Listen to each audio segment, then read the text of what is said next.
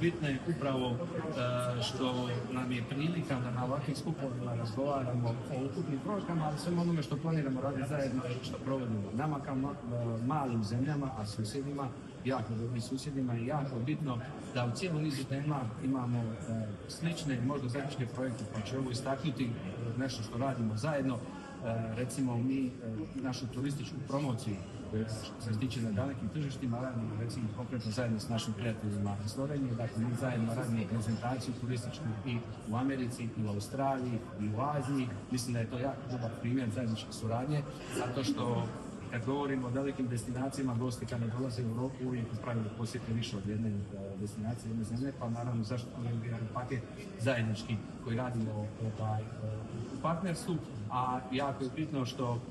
i sa našom pozicioniranjem kao zemlje koja stavila snažni fokus na održivost, a Slovenija je tu kako do sada napravila značajne iskorake, onda upravo imamo vrlo kompatibilni turistički proizvod koji se naravno ne veže samo za sunce i more, nego na cjelokupnost destinacije i to nam je velika prednost.